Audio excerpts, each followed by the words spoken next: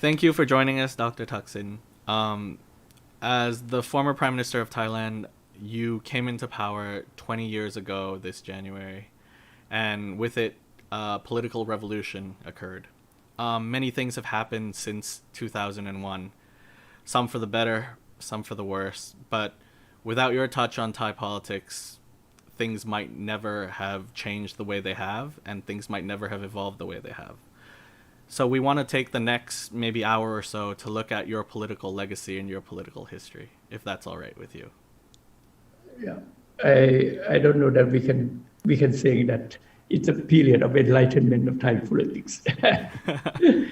Well, well, there were certainly certain things that were enlightened, and I would say many Yeah, people have you to thank for becoming politically awoken, becoming more aware of their political rights and things like that. And we'll touch on that as we go along. But let's rewind to the very beginning. So in the mid 1990s to the late 1990s, you were a successful businessman in Thailand. There was no incentive for you to get into politics. You could have had a very happy, fulfilled life being just in business, and yet you chose yes. to go My into. wife, oh, my wife always saying that. Are you regret? Are you regret? Otherwise, we should be in a very happy family with a lot of wealth and times. No stress. No stress, no, none of this. But why did you choose to go into politics originally? Well, I think as a responsible person, if you think you are very successful, like what Abraham Lincoln once said, if you climb the ladder to the top, don't just push the ladder away, but you have to hold the ladder for others to follow you. That is mean that you have to, when you are success, you have to think about others that's still in difficulties, especially in Thailand after uh, economic crisis. So many people are in trouble. So I'm survived the crisis. I know how to survive the crisis. I come from nothing to create my own wealth. So I know how to help people. That's the reason why I think, you know, and especially during 1997, uh, I suggest, I advise many companies how to turn around. And then I'm thinking about the poverty, Hmm. the business uh, bankruptcy turn around, business that it failed can turn around. It's the same principle with the poor family. How can they can turn around? That's the reason that I think I should go to politics and help them. Do you think your background, having built yourself up and coming from nothing, as you said, sort of played a factor into your decision to enter politics in that you want to see that kind of upward mobility for the rest of the country? Because you're quite a unique case in your generation. Not many people made that upward mobility path. So do you think that because you came from nothing, it inspired you to sort of enter politics? Yeah, I think I got a lot from Thailand as a person, as a Thai citizen. So I'm successful from Thailand. I being Thai. So why don't I help others? The only way to help is to that's through politics. That's the reason why I form a new party and go big to help the people. Did you think that it was necessary for you to form a new party to implement your policies? You didn't see any of that possibility within the other parties at the time? You know, Thailand uh, political parties are not really up to the standard that can accept the new way.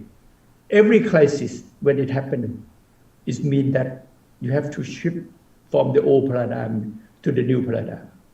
Even politics, business, or or even running a country. you can not use the old paradigm. The new paradigm need the new organization. It's not easy to spend the time to turn to shift the paradigm of the old party. So better create a new one. That's what I think. So you created Thai Lak Thai and you won a landslide election in 2000, 2001. What was it about your party's platform, do you think, that drew so many people to it, that contributed to your victory? Actually, I do a lot of research. I done a lot of research by even focus group by myself. I sat down with the villagers, the what we call the local wisdom people, to learn what are their problems, and what should be the right way that can help them. So I did a lot of, I formed my party in 1998. Election is 2001 January. So I have some time to do research myself. And that's the reason why I think that I should come up with something different than the past. The old day is you just attack others and then you pay, you buy vote. That is, I think, is not going to work. And I tell the people that buying vote, 100 baht, 200 baht, you eat one day, finish. But if you get a proper policy and the government honest to implement the policy that they promised, then you get the whole life. It's not just only one day to fill your stomach. That's the reason why I think I done the research and come up with the policy.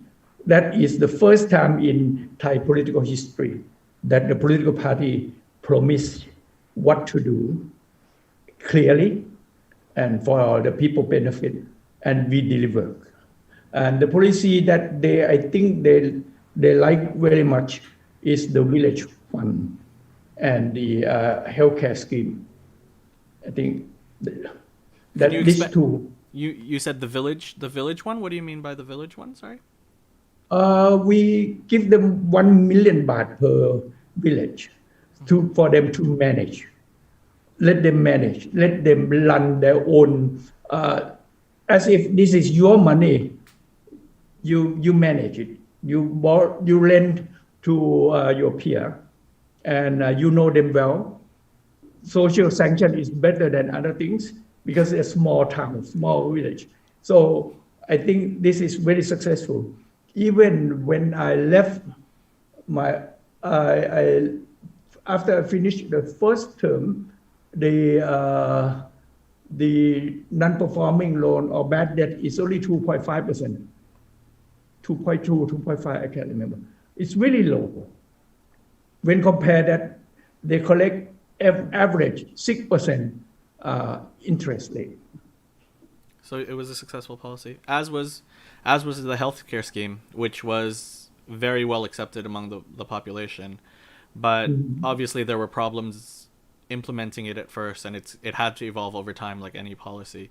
I mean, aside from these two policies, what would you say are your other accomplishments during your first term?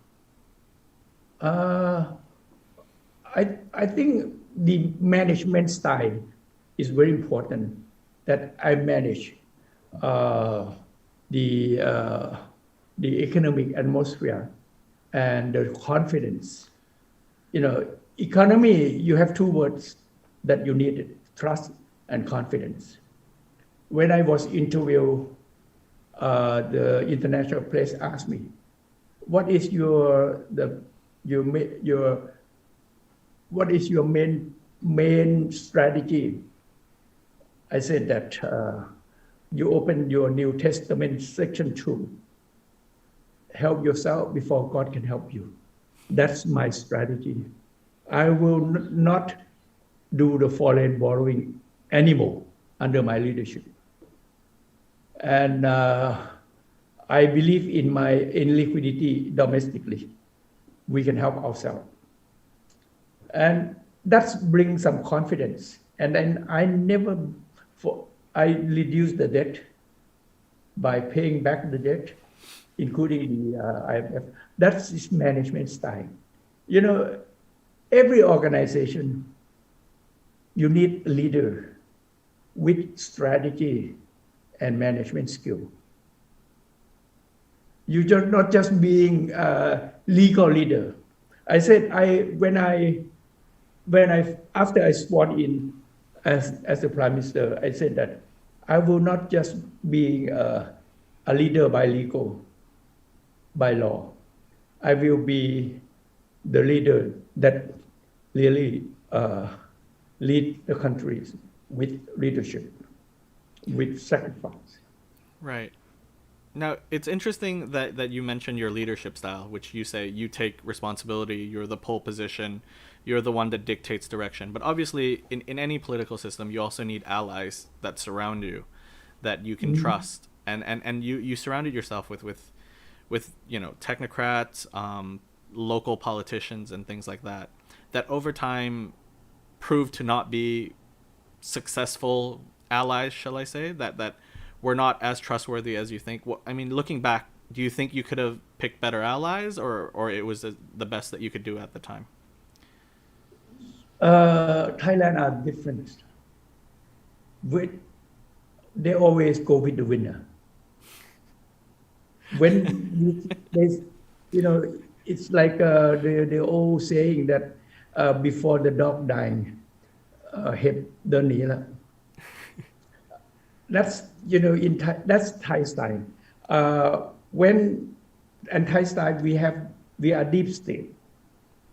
We are deep state. We have something behind. When you strong, you have no problem with ally. They're honest. They're working hard under your leadership. But whenever the deep state operate, that's something that you have to be careful, which I never know. I'm very naive because I grew up in Chiang Mai. I came to Bangkok for education, and after finish, I went to abroad and come back doing business. So I'm very naive to understand the deep state that much. And when I'm too strong, I know that, I'm very naive. I didn't know it before. Until I being deposed, I still don't believe that's gonna happen. I'm very naive. I'm confess that I'm naive. Were you disappointed when former allies or people that you thought you could trust, for example, political parties now that are in the ascendancies like Khun Wins, who left and joined the other side, that sort of betrayed your trust? Majority of politicians, they have to survive themselves. To be survived is mean that they need to be government all the time. So I understand that this is Thai style. Everyone want to survive. Everyone want to be siding with the winner. The ideology is gone. The ideology is not that deep in the blood of the politicians. Do you think we're changing though? Do you think our political culture is changing? What with the rise of parties like Future Forward, or how the children or the students right now are protesting? Do you think that culture is changing? Definitely, the student definitely they have to fight for their own future, because those stay in Thailand now thinking about their future. Can you imagine where is Thailand heading for? You just stay there for day by day. You listen to the news. What's going on tomorrow? We don't know. It's business as usual. No strategy. No vision. No vision for future. That's the reason why the young generation, they protest, because when they are young boy, young girls, they listen to their family, their parents. I got new job. I got new car, I got new house. That's 20 years ago. But now they listen to their parents again. Oh, I'm losing my job. I'm losing my car. I'm losing my house. And then the students said, the young generation, they think, oh, in the old day, I thought that we have a bright future. But now my future is faded and I don't know what, after we have a poor education system. And then after my graduate, what I gonna do? You know, the paradigm of thinking shift, technology change after the crisis of pandemic. Paradigm will shift tremendously. What is the Thailand strategy? 20 years strategies but that you have, and then that you believe this is a sacred things. So this is I think when I was Deputy Prime Minister Shinawatra asked me to responsible for NESDP. And one of the NESDP, the Secretary General at that time, told me, after the crisis, he said that we cannot touch the plan, national plan, because it's already promulgated. And I said that plan is not for Ning, not planning, plan and still, stay still. Plan have to change according to the situation. Now situation totally changed. Your plan talking about growth of 7%, 8%. But now you -7, you still keep the same plan? Yeah. There's a lot of criticisms that we can talk about this government. But let's rewind for a second. Let's go back to your first term. You mentioned that there was a deep state, that you were naive and you didn't totally understand how politics, in regards to the Thai deep state, worked. When did you start first getting an inkling that not everyone was happy with the rule of Thaksin Shinawatra? When was that first notion that the deep state, the conservative state, might not be too happy with you? I think the last year of my first term. What happened? Well, there's some protester, and which is not natural. And I know so well at that time, all the intelligence are on my side. So I know so well. I start learning that when I won second term with 377 seats. I start to become victim of my own success.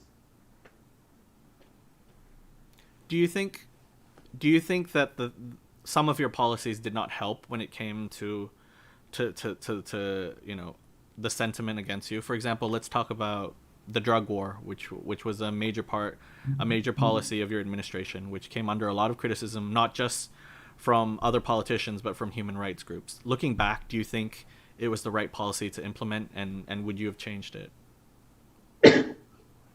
I think this is overstated by the place that in my opposition, and actually they include every kind of killing under police jurisdiction, not only the drugs. They include everything. And during the first year of coup d'etat, they set up the committee to investigate this case, and chaired by Khun Khanit Nanakorn, who did not like me at all. And they should condemn me or anything, but it's found nothing wrong with me. Nothing wrong with me. And yes, definitely, it's the deficiency in management that I should look more detailed. After as a businessman, you always use the bluff. you bluff. You are not really. It's not really not necessarily to be true, but you bluff it a lot. When I announced the policy, I bluffed the drug traffickers. And police definitely, some, not too many, not many, some of them involved with drug trade. Sometimes they do the cut-off killing themselves to be sure that they are safe. They're not being alleged by because by the trafficker. So that is in detail that I should do more detail, but it's overstated by the press opposite with me, and it's been investigated already. That's nothing wrong with me. So it might be overstated by the press, but ultimately it was something that perhaps you should have looked closer into. I should have looked much closer, so I can control the behavior of the police, bad police, better. Another issue that came up during your first two terms, is the restarting of the violence in the South, in the three southern provinces. Yeah. Do you think that you could have managed the South better as well? Is it something that you regret not doing well enough? Yeah, I think I should do more politics than policing. I should do more politics than policing. Can you explain that a little bit? Part of the, even when during my sister was a prime minister, I even went to Malaysia. I met with some of the insurgent people and trying to reach the compromise way that it can be work, but it's not working. What would you have done different had you if you get to relive your first term in terms of the South? Like what could have done that would have been better? Well, I think I should engage them with more dialogue than policing. Okay, let me wrap. You should have engaged them with more dialogue than policy. So and do you think since you've left office, the policies of subsequent governments, whether it's the military or whether it was your sister or whether it was Kun Apisit, has anyone done a good job when it comes to the South? I think during my sister, we had a good person that became the Secretary General of Saobato, Kun Tawi. I think he did a lot of engagement, and it looked much better.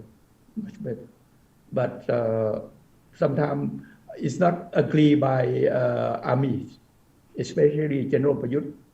He's not agree of engagement at all. That brings me to my next point, actually, which is sort of the government can have one opinion and they want to do things one way, and then it seems that the army can have a mind of its own and not listen to the government that's supposed to be in charge of the army.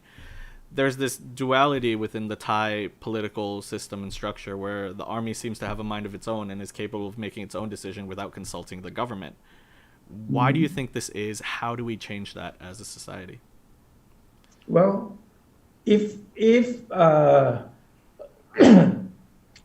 if the structure of the armies under civilian government is okay, but now it's like a two reporting system. But even under your own premiership, back when you were prime minister, could you have done more to bring the army under your control so that they didn't operate independently? During my leadership, I think I can do much better than now. You think so? Yeah, I think so. Did you ever, when you left? But when the deep state operate, it's totally different. So when you left for New York before the coup happened, did you have even any idea, any sixth sense that something might be going on that might have led to your removal from power in 2006? I think I'm negligent. Do you think so? Because I believe in modern day politics, and I believe that after the year 2000, things should be looking ahead with the future of the younger generation, not just trying to grasp the power of each elite group. But the elite always elite. They want to be elite forever. And when did you find out about the coup? What happened? Can you describe that day that it happened? Hmm? So can you describe the day of the coup when you were in New York? Like what happened? How did you find out about it?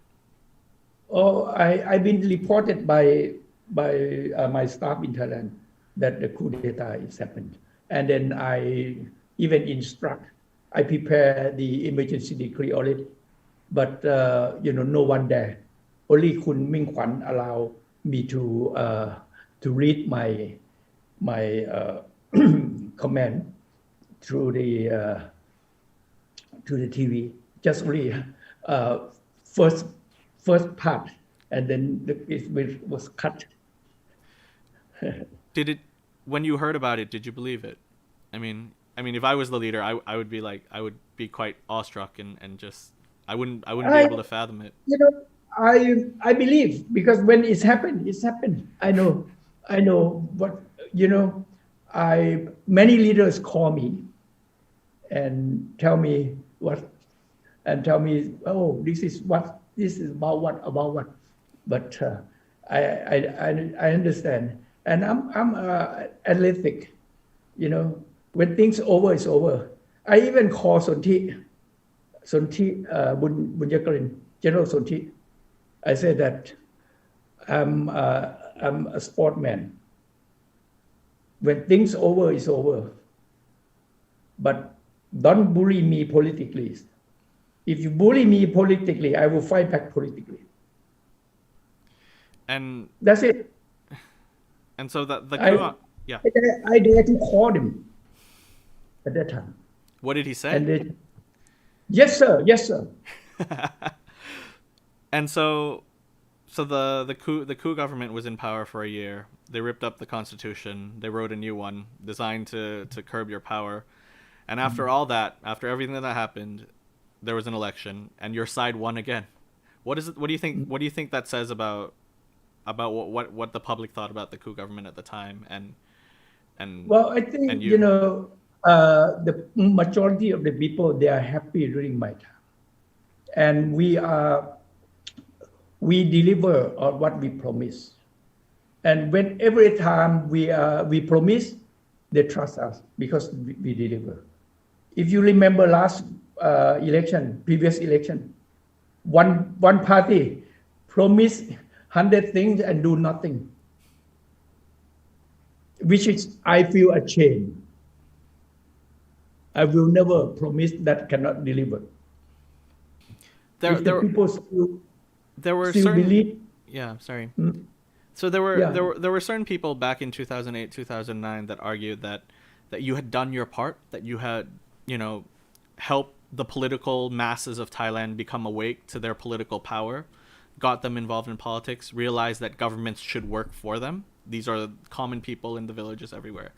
And they asked you, why maybe it's time that you left. Maybe it's time that you stopped working in politics. I'm sure your wife and your family said maybe it's time that, you can't, you I want you left. to, Why did you stay?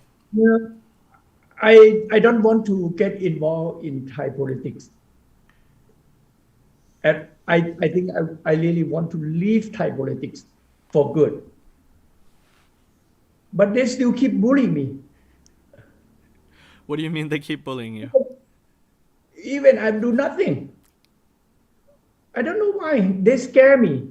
Like I'm a Dracula, a political Dracula for them. What is it about you that Some political leaders in Thailand, they probably mention about my name more than their wife. what is it about Thaksin Shinawatra that scares so many conservatives in Thailand? What do you think it is about you that scares them? Well, the Lord Buddha talking about จิตปรุงแต่ง You understand จิตปรุงแต่ง? It means that when you think something happened, another thing will happen to follow. So they think too much. some people that they hate me even don't know me, never seen me before. They don't mind know my character. They just read from my opponent.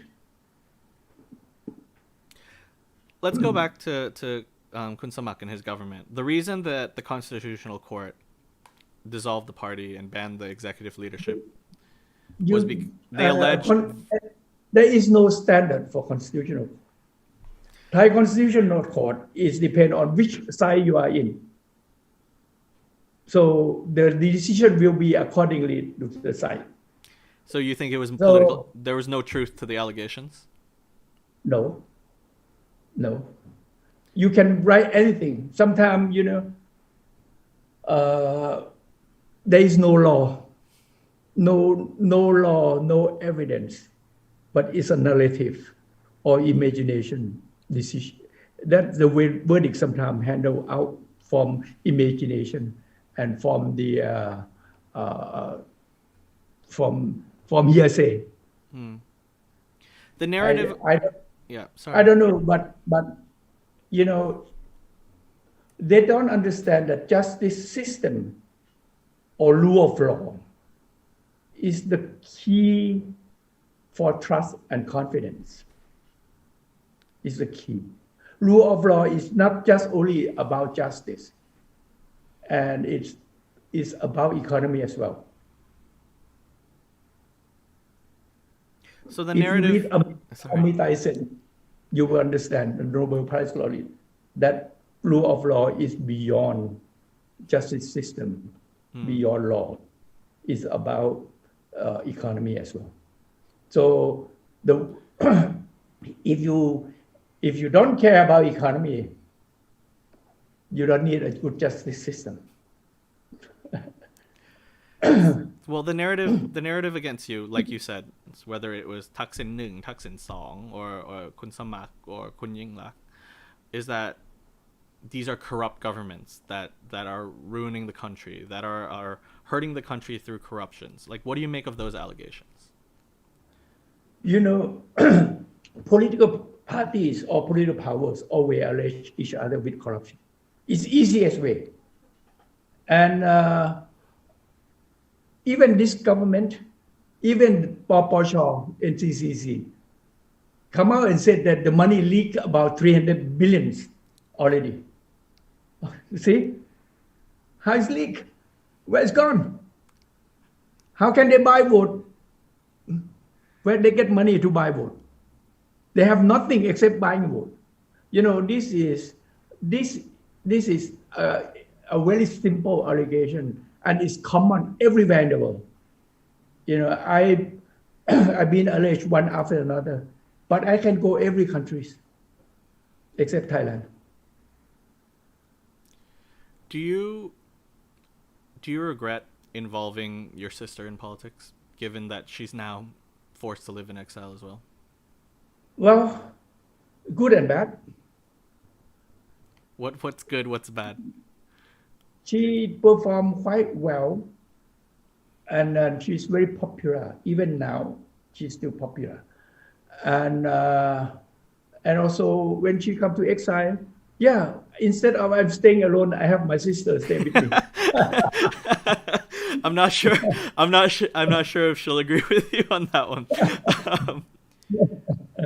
But bad is that I may met her family to stay different away from each other. She have to stay here herself, and now luckily that her son graduated and then admitted by Imperial College. So now they can live together. The other question I wanted to ask about this is do you think, having been away from Thailand for so long, do you think there's ever going to be a day that you will come back? Do you see hope in the Thai political system, or have you given up and you think you're going to spend the rest of your days abroad? Life must go on, regardless of where you are, what you are doing. But your life must be valuable to you and whatever you can do for others. I stay outside. I have to find something to do to fill my time in a very constructive way. So I invest in the new technology. I learn a lot of new technology. In case one day, if Thailand need my brain, need my experience, I can share. If they don't need, I use it for myself. Whenever they need, I'm ready to contribute. Okay. Looking at the party affiliated with you now in Pheu Thai and what happened in the last election, do you think the Thaksin brand is still strong? Do you think that your brand is still strong? I believe so, but they're trying to uh, reduce my my my brand by change the election system. They set up the rules of here and there. If they open like democracy, under democracy, they never win for us. They never win over Pheu Thai party. I mean, they have They, managed to convince some of your allies to leave Pheu Thai and join oh their yeah, side. because with the what we call the rules and the law in their favor, definitely they like I said that they want to go with the winners. They know that they will prevent me from winning. So that is normal. Politicians always looking for a job, looking for power. Do you think there was anything Pheu Thai could have done different to gain more seats in the last election? No, I think they can do better. Next election, I believe that Pheu Thai going to be number one party again, biggest party again, and even win more than this time. I Do you, believe so. but do you think? Especially Yeah.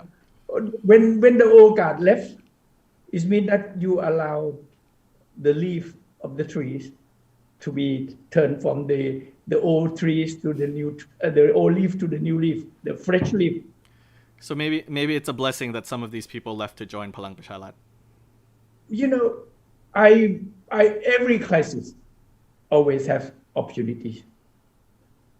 You don't look at crisis only risk. You have to look at crisis on the part of opportunities. The crisis consists of risk and opportunities.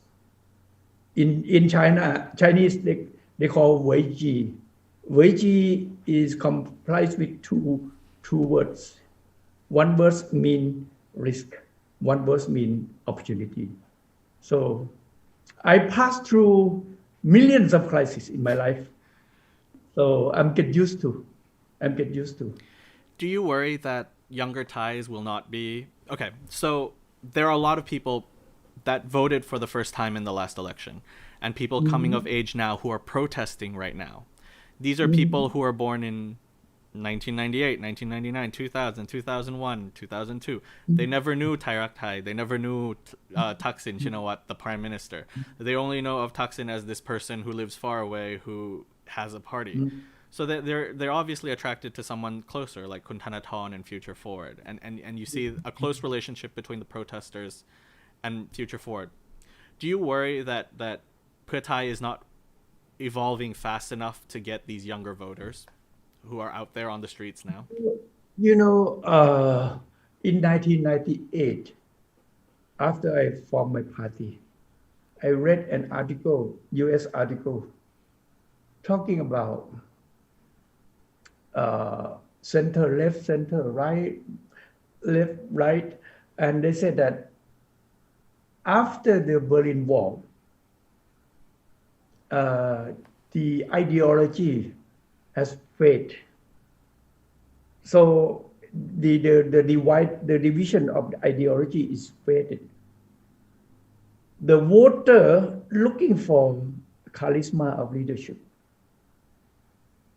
You have to admit that Pheu Thai has not found a proper leadership that have a good charisma yet at last election. But I don't know that Pheu Thai can find someone with a good charisma leadership for next election. Thanathorn has better charisma and leadership at that time. And the young generation, they know nothing on a type of parties, but they know, oh, this is new party, fresh, come in with good charisma. That is something that Kun Thanathorn quite successful at that time.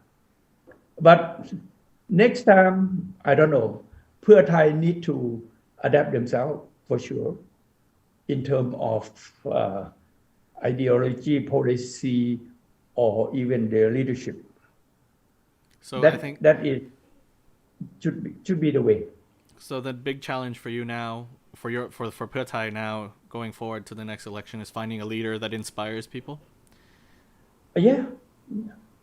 Do you think this leader should be independent, who should be seen as having some distance from you? Not necessarily.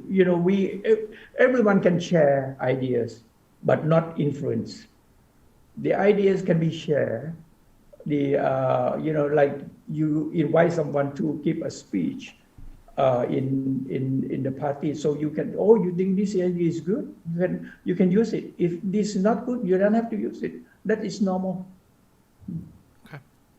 So I've mentioned that there are a lot of student protesters now on the streets who barely remember your rule. But if you had to write your own history book, and if you had to write about your own legacy, what would it be? How does Thaksin Shinawatra want to be remembered in Thai political history books, or just history books in general? What is the contributing factor to your legacy, and do you want that legacy to be? Well, I really want the people to understand that I've come to politics voluntarily, not professionally, voluntarily. And then I come because I love the country, I love the people, and I have I accumulate vast experience that I want to share and help the people in the country. That's my total commitment. And the legacy should be the way that I handle the situation in every time by caring of people, caring of the dignity of the country. If you look at every step that I make decision in a crucial, in a critical situation, like paying debt to IMF, I handle SARS, avian flu, I handle the situation in Cambodia when the Thai embassy was burned down. That is something that I think if the people can bring that back, flash that back, they will understand. Are you proud of your legacy?